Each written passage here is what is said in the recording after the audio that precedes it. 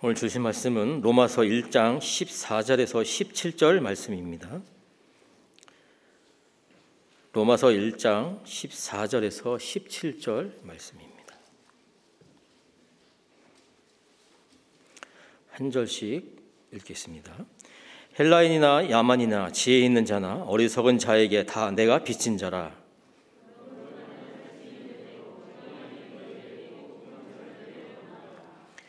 내가 복음을 부끄러워하지 아니하노니 이 복음은 모든 믿는 자에게 구원을 주시는 하나님의 능력이 됨이라.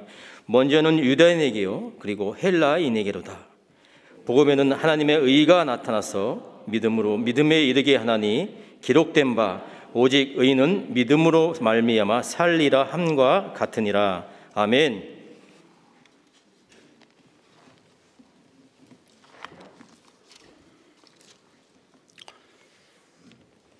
어느 시인은 3월의 산이 몹시 수다스럽다라고 표현한 적이 있습니다.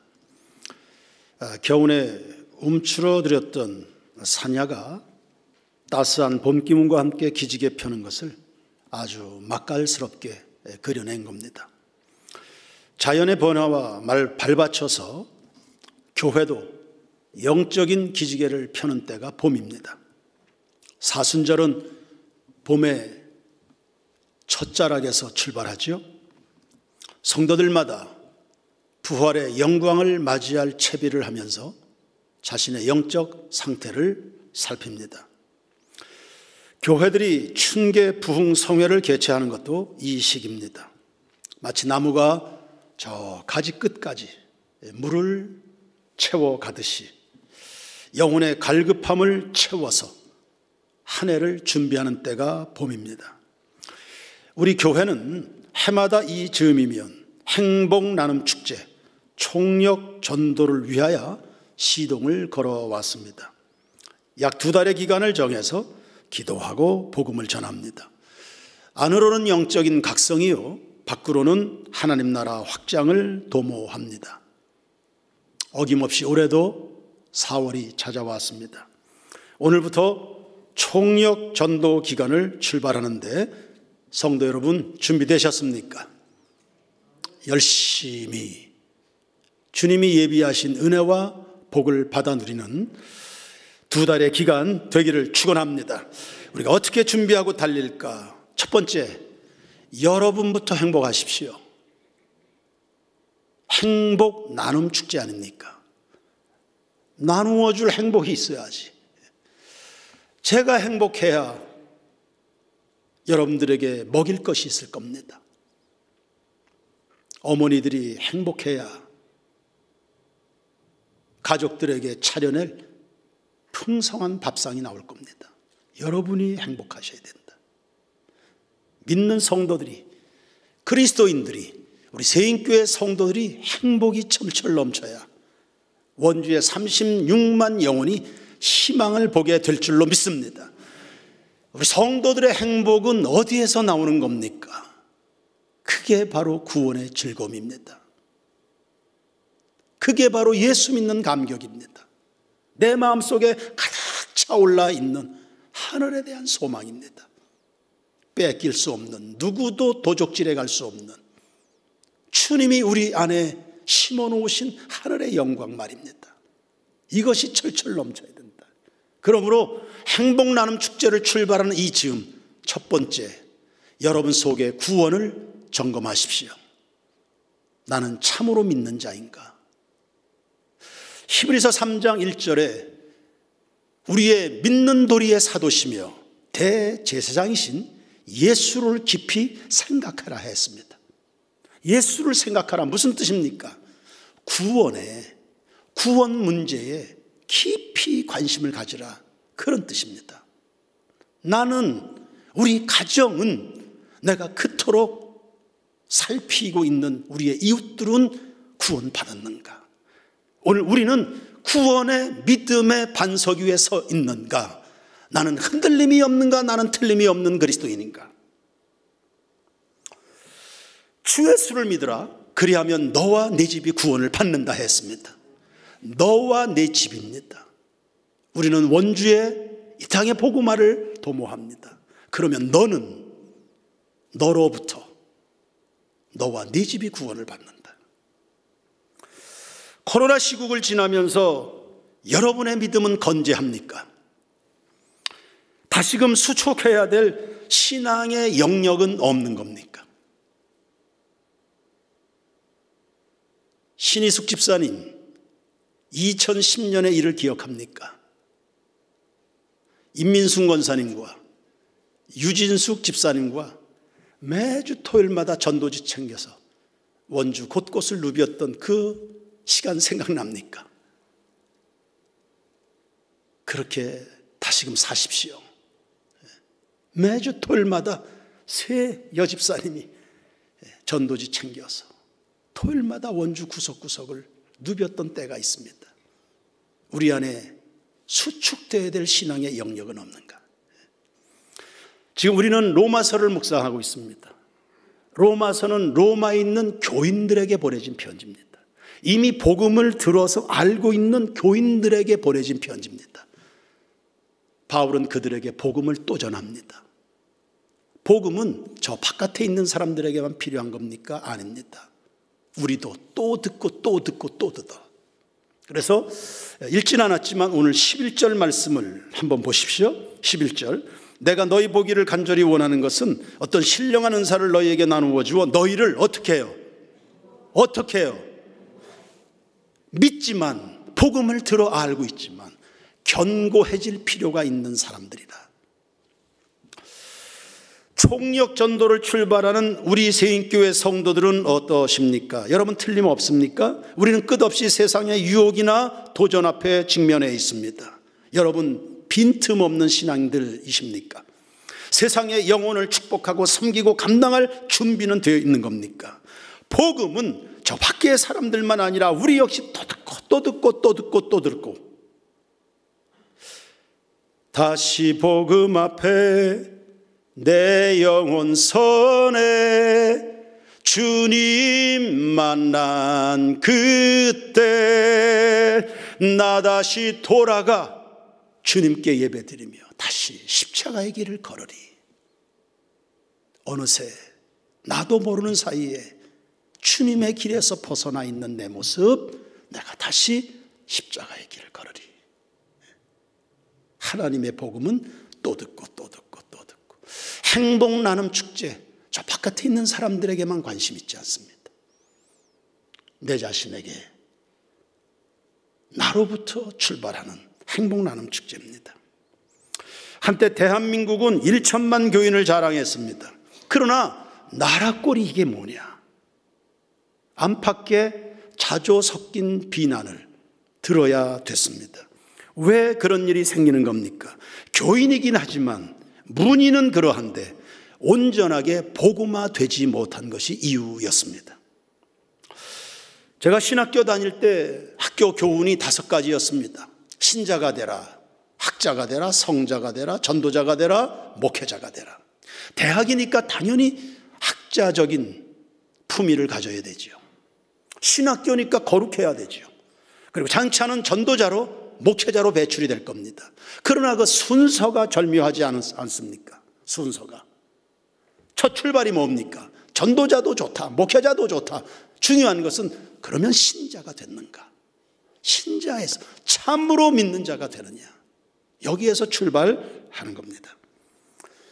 지난 주일에 이종근 장로님이 오셔서 간증 집회를 인도해 주셨습니다. 참 많이 은혜를 받았습니다. 경상도 할아버지셨습니다. 아주 투박한, 아주 단순한 메시지였는데 우리가 많이 은혜를 받았습니다. 이유가 뭡니까? 그 투박하고도 단순한 메시지에 우리가 많은 격려를 받았습니다. 그분이 참으로 믿는 자였기 때문입니다. 젊은 시절 교회 생활은 했지만 정말 하나님 살아계신가 믿어지지가 않았습니다. 믿음 없음은 그의 청춘을 방탕으로 이끌었죠. 그래, 믿는 것이 그렇게 중요한 겁니다. 믿음이 없다 보니 인생이 세상에 빠져버리고 마는 겁니다. 장로의 아들로 태어난 장로인데, 장로의 아들로 태어난 청년인데 방탕에 빠짐. 내가 이렇게 살아서는 안 되지. 내 인생이 이렇게 무의미할 수는 없지. 하나님 살아계시다는데 그 살아계신 하나님 만나야 되겠다. 작정하고 하나님 말씀을 읽다가 찬란한 빛 가운데 찾아오신 그분을 경험하면서 참으로 믿는 자가 됐습니다. 그때부터 그의 눈에는 주님만 보인 겁니다. 행복이 철철 넘쳐서 하나님 앞에 지금까지 쓰임받는 인생으로 변화되는 것. 내 안에 행복은 있는가? 내 안에 구원의 감격과 즐거움은 있는가? 하나님 살아계심이 위대하심이 믿어지고는 있는가? 베드로전서 3장 15절입니다. 다 같이 한번 읽어보십시오. 시작. 너희 마음에 그리스도를 주로 삼아 거룩하게 하고 너희 속에 있는 소망에 관한 이유를 묻는 자에게는 대답할 것을 항상 준비하되 온유와 두려움으로 하고. 내 마음에 그리스도를 주로 삼는 데서부터 시작이 된다. 세상 사람들은 궁금해하지 않습니까? 여러분이 살아가는 이 삶의 소망과 이유에 대해서 말입니다. 대답할 것을 항상 준비한다. 내 속에는 대답할 말을 준비하고 여러분의 포켓과 핸드백 속에는 전도지가 복음서가 항상 준비되어 있는, 전도용품이 항상 준비되어 있는,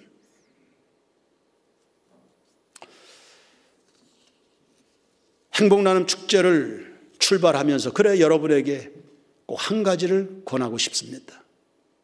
이 2달 남짓한 이 기간에 로마서와 사도행전을 꼭 1도 이상은 하십시오. 로마서는 복음의 꽃입니다. 복음 중에 복음입니다.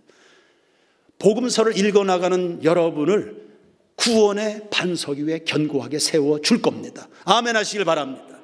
사도행전은 구원받은 성도들에게 임한 성령의 능력을 힘입어 하나님의 나라와 복음이 온 세계로 확산되어 가는 과정을 그리고 있습니다.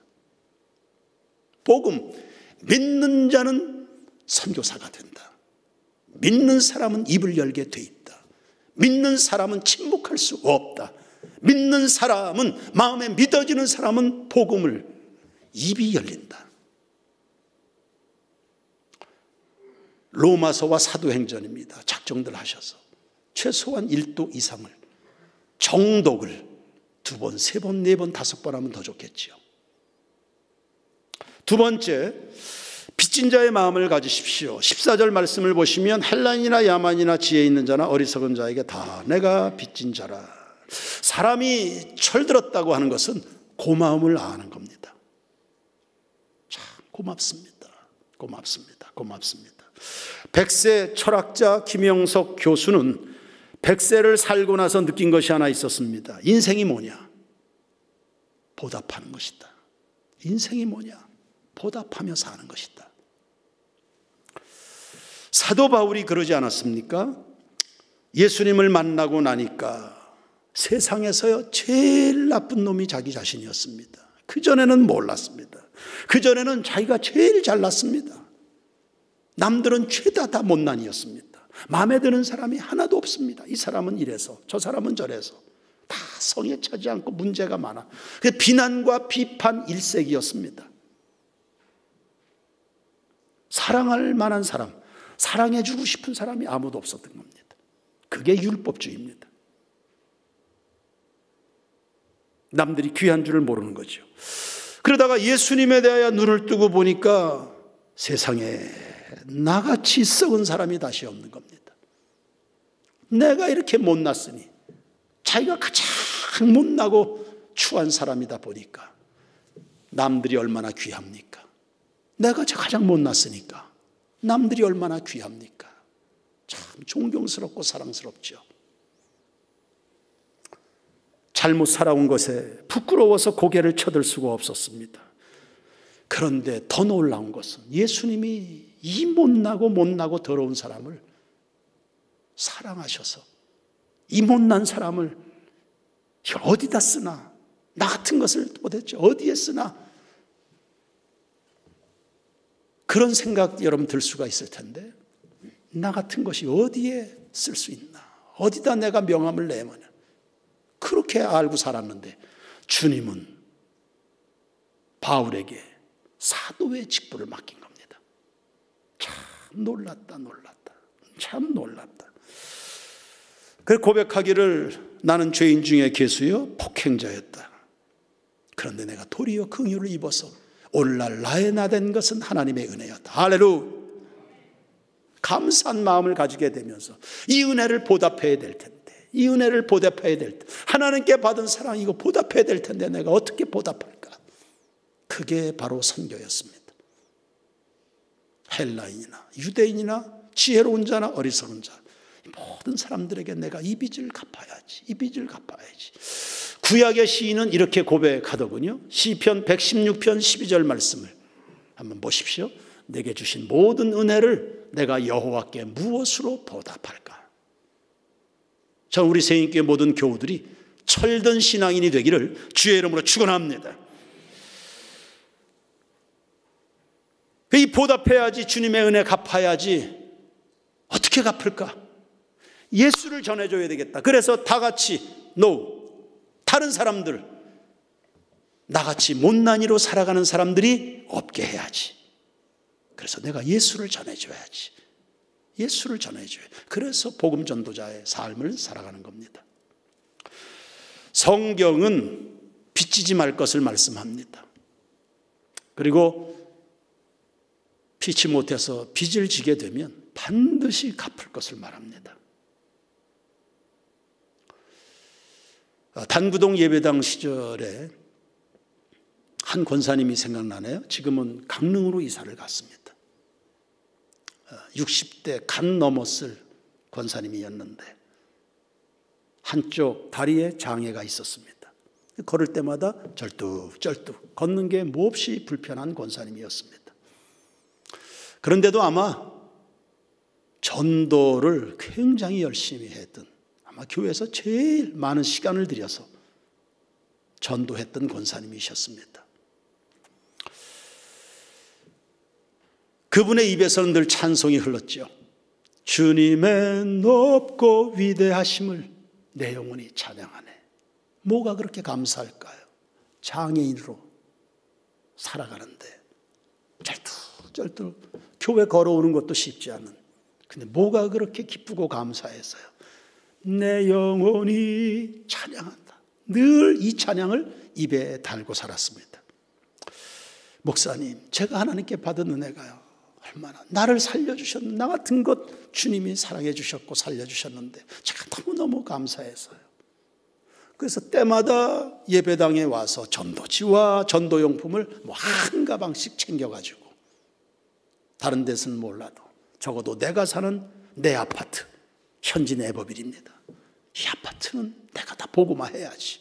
매일 비가 오나 눈이 오나 전도지를 나누고, 그러다가 본인이 전달해 준 전도지가 땅에 떨어져 있는 것을 보면 그게 마음이 아파서 안타까워서, 그리고 아파트 관리하는 그 아주머니들에게 구박을 받습니다. 그만 좀 하라고. 당신이 꽂아놓은 이 전도지 다 우리가 치워야 된다. 그만 좀 하라. 막 구박을 하면 그게 또 서러워서 저한테 전화합니다. 울면서. 그래도 그 입에는 계속해서 주님의 높고 위대하심을 내 영혼이 찬양. 다 그렇게 내가 하나님께 받은 사랑이 큰데 내가 이 빚을 갚아야죠. 이 빚을 갚아야죠. 사랑의 빚 외에는 아무에게도 아무 빚도 지지 말라 주님은 말씀하셨습니다. 그런데 우리는 산호라면 어쩔 수 없이 사랑의 빚을 지고 삽니다. 저 높이는 예수님의 십자가의 빚을 다 졌습니다. 민족적으로는 선교사들에게 빚을 졌습니다. 여러분 개인적으로는 누군가가 찾아와 준 전도자의 빚을 다 졌습니다. 우리 스스로 예수 믿게 된 사람이 있습니까? 우리는 누군가가 전해준 복음으로 오늘 이 자리에 있습니다. 받기만 하면 됩니까? 갚아야지. 신앙이 차오르지 않습니까? 주님의 은혜를 늘 받고 살아가는데 충만하지 못합니까? 행복하지 않습니까? 빚을 갚으면서 살아가 보십시오. 그게 바로 100배의 열매입니다. 빚을 갚으며 살아가야 된다. 빚을 갚으며 살아가야 된다. 세 번째, 우리가 지금 하려고 하는 이 일의 가치성을 확인하시기 바랍니다. 16절 말씀을 우리 다 같이 읽겠습니다. 시작. 내가 복음을 부끄러워하지 아니하노니 이 복음은 모든 믿는 자에게 구원을 주시는 하나님의 능력이 됨이라. 먼저는 유대인에게요, 그리고 헬라인에게로다. 아멘. 최근 들어서 노인 요양시설에서 우리 부모님들이 많이 세상을 떠나시고 있습니다. 안타깝죠. 면회도 제대로 하질 못하고 비대면 면회조차도 허락하지 않아서 면회도 못 해보고 부모님들을 떠나보내고 있습니다. 굉장히 안타깝죠. 안타깝지만 어떡합니까? 불가항력의 일 아닙니까? 사람의 목숨을 우리가 어떻게 주관하겠습니까? 안타깝지만 생각하면 할수록 목숨만큼 귀한 것이 없네요. 무엇과 비교하고 무엇과 바꿀 수 있겠습니까? 사람의 목숨, 단 하나뿐인 목숨에 한 번뿐인 인생입니다. 무엇과 바꿀 수 있습니까? 대체 불가의 목숨입니다. 그렇게 귀하니까 사람들마다 그 목숨에 집착합니다. 그렇게 미련들이 많습니다. 그렇게 집착합니다. 그 목숨에 집착하다가 참 초라한 인생을 살아가기도 합니다. 비겁해지기도 하고 부끄럽기도 짝이 없습니다. 이 짧은 육체의 목숨도 이렇게 귀한데 그러면 영원한 생명은 어떻습니까? 잠깐뿐인 이 생명도 이렇게 귀한데 영원한 생명은요, 우리의 믿는 도리의 사도시며 대제사장이신 예수를 깊이 생각하라. 예수를 깊이, 구원 문제에 대해서 제발 관심을 좀 가져라. 구원 문제에 대해서. 그러니까 믿는 교인들이 구원에 대해서 무관심한 것이 그게 바로 부패한 겁니다. 영적인 병이요, 그거 회개해야 될 문제입니다. 영혼에 대해서, 자기 영혼에 대해서, 가족들의 영혼에 대해서 목사가 성도들의 영적인 생활에 관심을 갖지 않으면 제가 부패한 목사 아닙니까? 타락한 목사지요. 믿는 교인들이 영혼에 대해서 관심이 없다.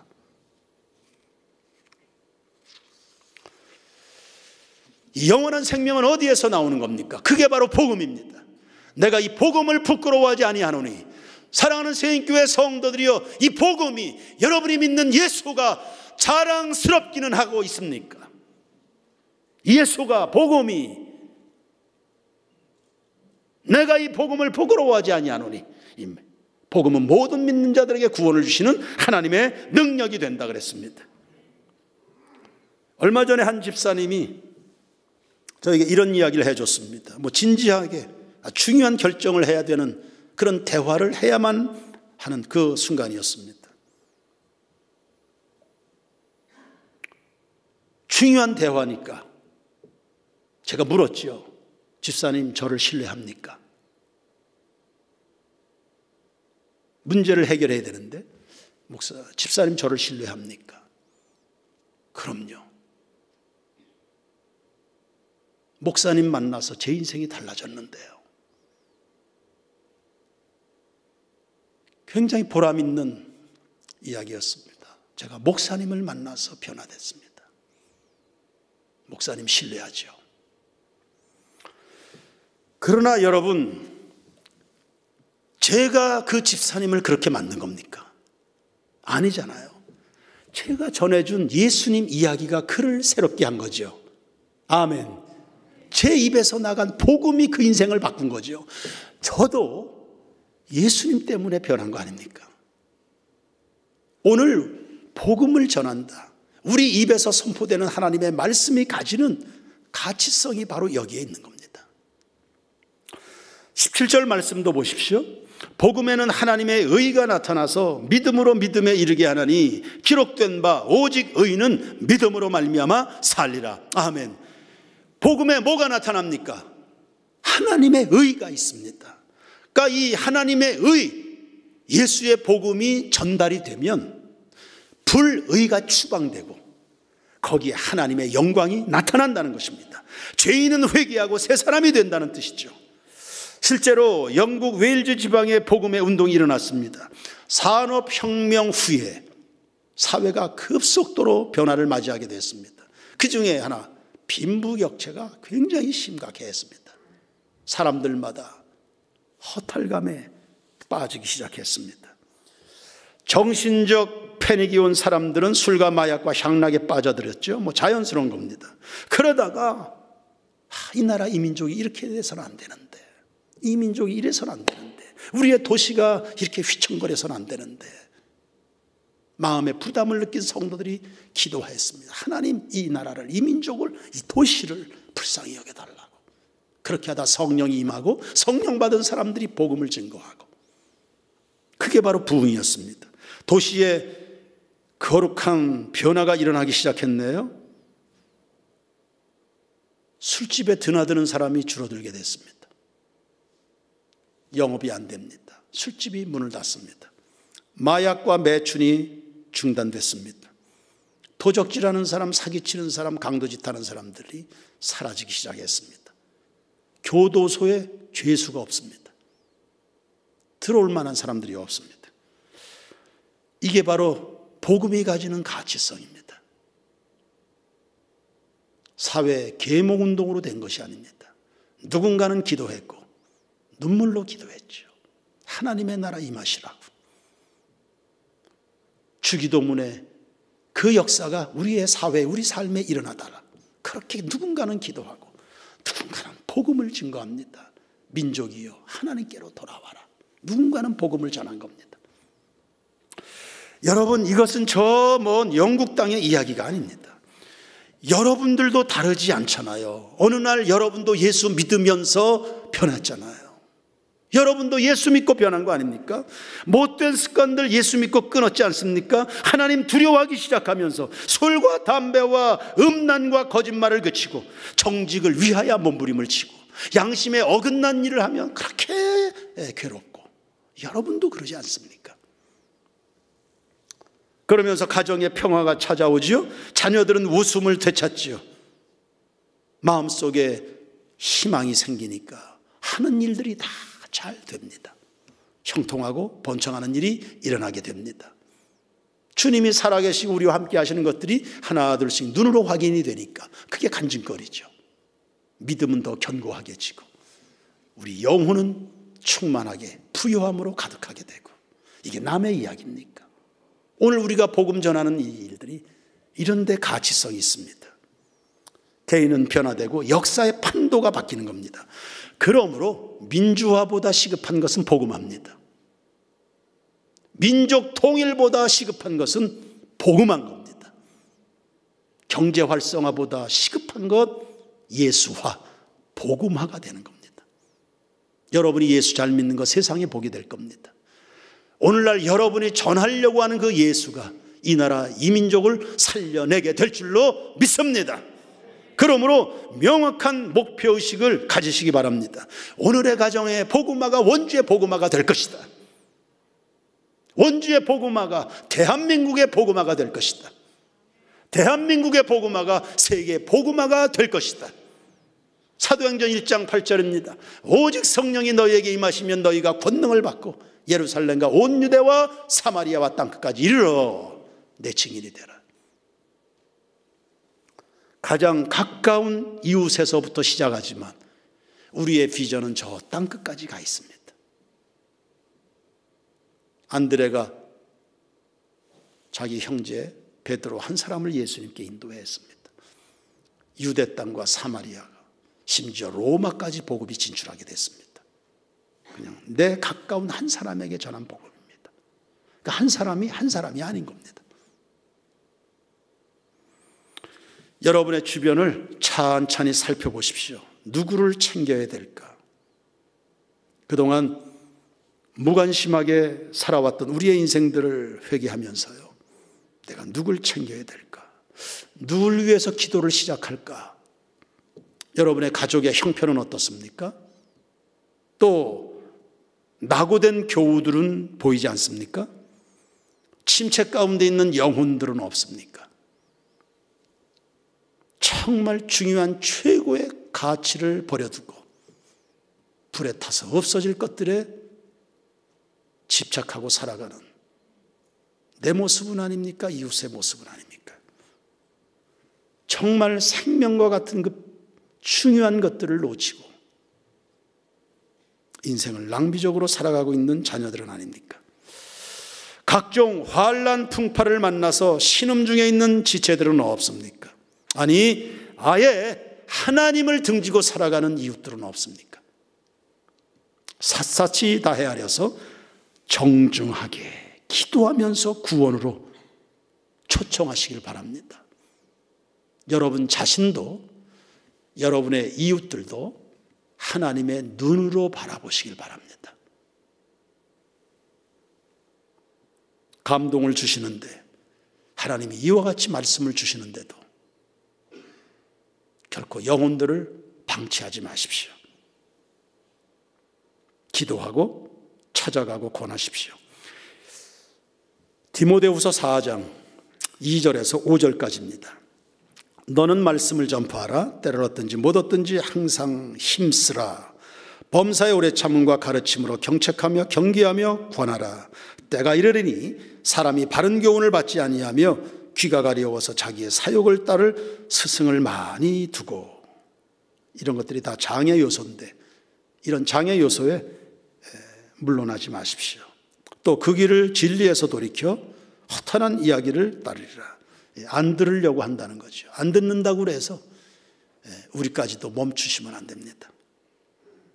5절, 그러나 너는 모든 일에 신중하여, 매우 지혜로우셔야 됩니다. 고난을 받으며 고난을 예상하며 불편함을 감수하고 전도자의 일을 하며 내 직무를 어떻게 해요? 다 해라. 다 해라. 이 다 한다, 이런 말과 연결이 됩니다. 15절 말씀을 한번 보십시오. 15절, 그러므로 나는 어떻게 해요? 나는 어떻게 해요? 할 수 있는 대로, 할 수 있는 대로 로마에 있는 너희에게 복음을 전하려고 한다. 할 수 있는 대로. 이게 뭡니까? 이게 열심을 다한다는 겁니다. 열심. 최선을 다하는 겁니다. 후회 없도록 마음과 뜻과 정성을 다한다는. 바울은 로마에 복음을 전해주고 싶었습니다.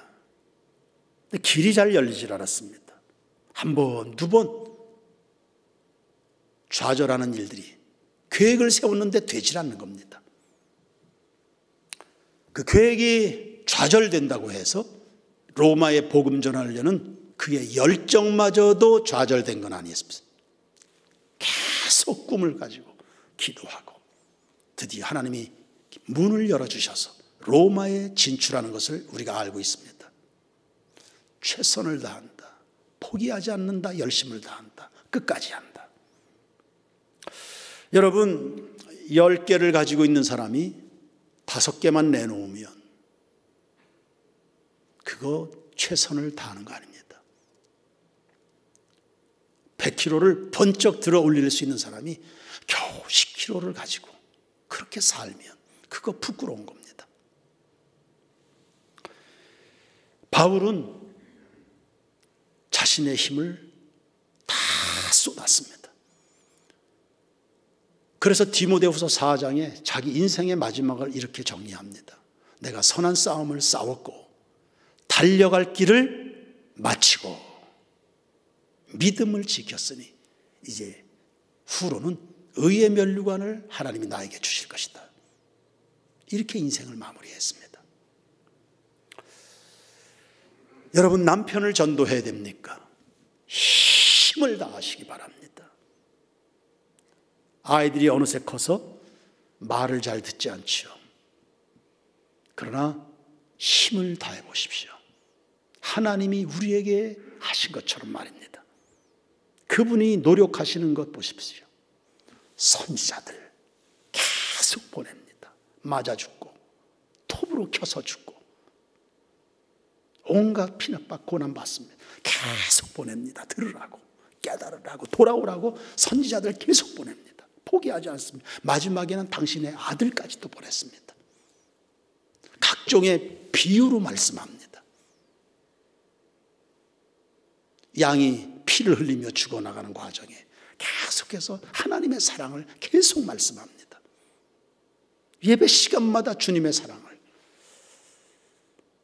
다양한 비유와 다양한 교육 자재들을 동원해서 하늘의 새와 들에 피는 백합화를 보고 모든 것들을 총동원해서 우리에게 깨달아지도록 믿어지도록 그분이 그렇게 노력하는 거 보십시오. 하나님이 언제 여러분에게 포기하신 적이 있습니까? 그렇게 노력을 하십니다. 그래서 여러분이 지금 이렇게 서 있습니다. 그 은혜에 부끄럽지 않도록 여러분들도 열심을 다하다가 바울처럼 내가 달려갈 길을 마쳤다. 아니 예수님처럼 해볼까요? 내가 다 이루었다. 우리의 인생을 그렇게 마칠 수 있다면 그게 얼마나 멋진 생애가 되겠습니까? 내가 달려갈 길을 다 했다.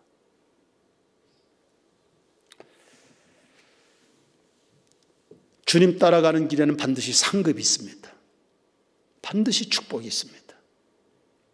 한 주간을 열심히 살아온 성도들에게 하나님은 주일의 안식을 제공하십니다. 일평생 받은 은혜를 갚고 싶어서 충성을 다한 성도들에게는 복을 주십니다. 지난 주일에 오셨던 이정근 장로님은 몇 가지 축복을 우리에게 소개했습니다. 죽을 병에서 고침받았다. 재물의 복을 받았다. 영적인 복을 받아서 77세가 되는 지금까지 장로로서 쓰임을 받고 있다. 다양한 복을 이야기했습니다. 그분의 인생에 주제 구절이 있다면 바로 이 말씀일 겁니다. 마가복음 10장 29절과 30절. 이 말씀을 몇 번이나 강조했죠. 마가복음 10장 29절 30절 보십시다. 예수께서 이르시되 내가 진실로 너에게 이르노니 나와 복음을 위하여 집이나 형제나 자매나 어머니나 자식이나 전토를 벌인 자는 무엇을 위해서요? 나와 복음을 위하여, 나와 복음을 위하여, 나와 복음을 위하여, 예수를 위하여. 30절 현세에 있어 집과 형제와 자매와 어머니와 자식과 전토를 몇 배나? 100배나 받되 박해를 겸하여 받고 내세에 영생을 받지 못할 자가 없느니라. 현세복과 내세복이 있습니다. 나와 복음을 위하여. 다른 것은 다들 하고 있는데 복음 전하는 일은 어떠십니까?